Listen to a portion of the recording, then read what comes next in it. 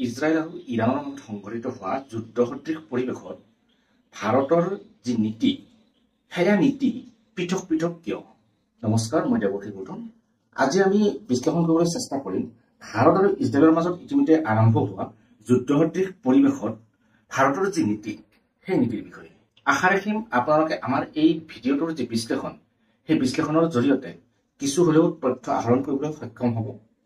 আপোনালোকৰ যি মতামত সেই মতামত আমাক কমেণ্ট বক্সত জনাবলৈ নাপাহৰিব। ইজৰাইল আৰু ইৰাণৰ মাজত সৃষ্টি হোৱা যি যুদ্ধসদৃশ পৰিৱেশ সেই যুদ্ধসদৃশ পৰিৱেশত ভাৰতৰ যি নীতি সেই নীতি সম্পূৰ্ণ পৃথক পৃথক।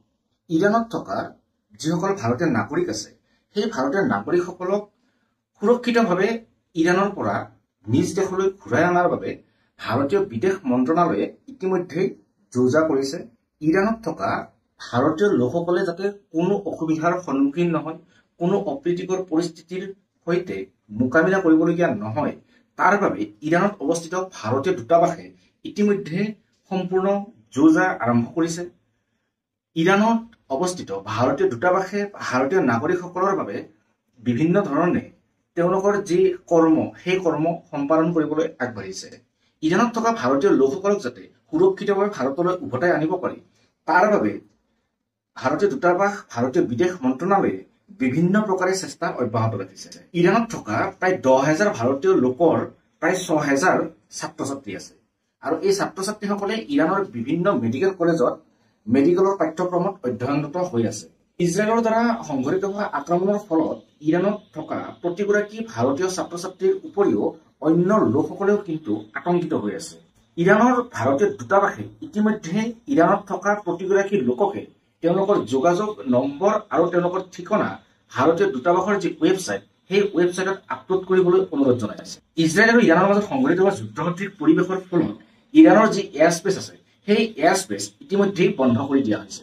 ইয়াৰ ফলত ভাৰতীয় লোকসকলক বিমানযোগে ভাৰতলৈ ঘূৰাই অনাৰ যি চেষ্টা সেই চেষ্টা ইতিমধ্যে নিৰ্বাপিত হৈছে। ইৰাণত থকা ভাৰতীয় লোকসকলক ঘূৰাই অনাৰ একমাত্ৰ ৰাস্তা হৈছে স্থলপথ। আফগানিস্তান, তুৰ্কমেনিস্তান, তুৰ্কী, পাকিস্তান আদি দেশসমূহৰ সৈতে ইৰাণৰ যি সীমা সেই সীমা লগ লাগি আছে। যিহেতু তুৰ্কী আৰু পাকিস্তানৰ সৈতে ভাৰতৰ সম্পৰ্কত ইতিমধ্যে কিছু ফাট মেলিছে, তাৰ ফলত পাকিস্তান আৰু তুৰ্কীৰ যি স্থলপথ সেই স্থলপথ হয়তো ভাৰতে ব্যৱহাৰ কৰাৰ কথা এতিয়াও চিন্তা কৰা নাই। আফগানিস্তান আৰু তুৰ্কমেনিস্তানৰ সৈতে ইৰাণৰ যি আন্তঃৰাষ্ট্ৰীয় সীমা সংলগ্ন হৈ আছে সেই আন্তঃৰাষ্ট্ৰীয় সীমাইদি ভাৰতৰ যিসকল লোক আছে সেই লোকসকলক উলিয়াই অনাৰ, সুৰক্ষিতভাৱে উলিয়াই অনাৰ যি চিন্তা চৰ্চা সেই চিন্তা চৰ্চা বৰ্তমান চলি আছে। ইয়াৰ পৰিৱৰ্তে আমি যদি ইজৰাইলৰ যি প্ৰেক্ষাপট সেই প্ৰেক্ষাপটলৈ দৃষ্টিবদ্ধ কৰোঁ তেনেহলে দেখিবলৈ পাম ইজৰাইলৰ ক্ষেত্ৰত ভাৰতীয় বিদেশ মন্ত্ৰণালয়ে এটা এডভাইজৰী জাৰি কৰিছে। অৰ্থাৎ ইজৰাইলত থকা ভাৰতীয় লোকসকলক ভাৰতলৈ ঘূৰাই অনাৰ ক্ষেত্ৰত কোনো ধৰণৰ ভূমিকা ভাৰতে গ্ৰহণ কৰা নাই। ইজৰাইলৰ প্ৰেক্ষাপটত যদি বিষয়টো আমি বিশ্লেষণ কৰিবলৈ চেষ্টা কৰোঁ তেনেহলে আমি বুজি পাম যে ভাৰত আৰু ইজৰাইলৰ যি দ্বিপাক্ষিক সম্পৰ্ক সেই সম্পৰ্ক যথেষ্ট শক্তিশালী। ইয়াৰ অৰ্থ এইটো নহয় যে ইৰাণৰ সৈতে ভাৰতৰ দ্বিপাক্ষিক সম্পৰ্ক শক্তিশালী নহয়। ইৰাণৰ সৈতেও ভাৰতৰ সম্পৰ্ক যথেষ্ট শক্তিশালী, কিন্তু ইজৰাইলৰ সৈতে ভাৰতৰ যি দ্বিপাক্ষিক সম্পৰ্ক সেই সম্পৰ্ক ইৰাণৰ তুলনাত অধিক সুদৃঢ় আৰু শক্তিশালী। ইজৰাইলৰ যি ডিফেন্স চিষ্টেম সেই ডিফেন্স চিষ্টেম অতি শক্তিশালী। যদি যুদ্ধসদৃশ পৰিৱেশৰ দোহাই দি ইজৰাইলত থকা ভাৰতীয় লোকসকলক ভাৰতীয় বিদেশ মন্ত্ৰণালয়ে অথবা ভাৰত চৰকাৰে উভতাই আনিবলৈ চেষ্টা কৰে তেনেহলে ইজৰাইলৰ যি এয়াৰ ডিফেন্স চিষ্টেম আৰু ইজৰাইলৰ যি সামৰিক শক্তি সেই সামৰিক শক্তিৰ ওপৰত যে এক প্ৰশ্ন চিহ্ন উদয় হ'ব সেই কথা ভাৰতে ভালদৰে অৱগত। আৰু হয়তো এই প্ৰশ্ন চিহ্ন উদয় হোৱাৰ বাবেই ভাৰতীয় লোকসকলক উভতাই অনাৰ বাবে বৰ বিশেষ প্ৰচেষ্টা অথবা অন্য ধৰণৰ কোনো ব্যৱস্থা ভাৰতে গ্ৰহণ কৰা নাই।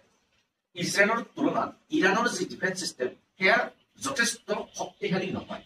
ইজৰাইলে ইৰাণৰ ওপৰত যি আক্ৰমণ কৰিছিল সেই আক্ৰমণত ইতিমধ্যে বহু লোকৰ মৃত্যু হৈছে। ইয়াৰ পৰিৱৰ্তে ইজৰাইলৰ ওপৰত ইৰাণে যি আক্ৰমণ সংঘটিত কৰিছিলে সেই আক্ৰমণক ইজৰাইলৰ এয়াৰ ডিফেন্স চিষ্টেমে প্ৰতিহত কৰিবলৈ সক্ষম হৈছে।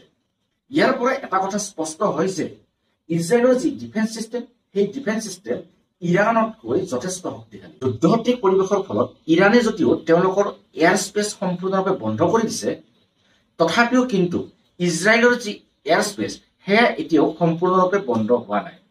ইজৰাইলত যিসকল ভাৰতীয় লোক থাকে সেই লোকসকল মূলতঃ ইজৰাইলৰ ৰাজধানী টেল আভিভ আৰু জেৰুজালেমত থাকে। ইজৰাইলৰ টেল আভিভ চহৰ আৰু জেৰুজালেম চহৰৰ যি ডিফেন্স চিষ্টেম সেয়া যথেষ্ট শক্তিশালী, কাৰণ ইজৰাইলৰ যি পটভূমি, ইজৰাইলৰ পটভূমিত টেল আভিভ আৰু জেৰুজালেম দুইখন চহৰে যথেষ্ট গুৰুত্বপূৰ্ণ আৰু সেইবাবে এই দুইখন চহৰৰে ডিফেন্স চিষ্টেম যথেষ্ট শক্তিশালী। দুইখন দেশৰ শক্তিৰ ওপৰত পৰ্যালোচনা কৰিয়ে ভাৰতৰ যি স্থিতি সেয়া সম্পূৰ্ণ পৃথক পৃথক। যিখন দেশত ভাৰতীয় নাগৰিকসকলৰ সুৰক্ষা যথেষ্ট কম, সেই দেশখনৰ পৰা প্ৰথমে ভাৰতীয় নাগৰিকসকলক সুৰক্ষিতভাৱে নিজ দেশলৈ ঘূৰাই অনাৰ ব্যৱস্থা ভাৰত চৰকাৰে কৰিছে। আৰু যদি পৰৱৰ্তী সময়ত অন্য দেশখনতো ভাৰতীয় নাগৰিকসকলৰ যি সুৰক্ষা তাৰ ওপৰত প্ৰশ্নচিহ্নৰ উদয় হয়, তেনেহলে নিশ্চিতভাৱে ভাৰতীয় চৰকাৰে, ভাৰতীয় বিদেশ মন্ত্ৰণালয়ে নাগৰিকসকলক দেশলৈ উভতাই অনাৰ বাবে নিশ্চিতভাৱে বিহিত ব্যৱস্থা গ্ৰহণ কৰিব। আমাৰ আজিৰ এই ভিডিঅ'টো আপোনালোকে চাই কেনে পালে আমাক কমেণ্ট বক্সত জনাবলৈ নাপাহৰিব। অন্য এটা ভিডিঅ'ৰ সৈতে অতি সোনকালে আপোনালোকক লগ পোৱাৰ প্ৰতিশ্ৰুতিৰে আজিলৈ ধন্যবাদ।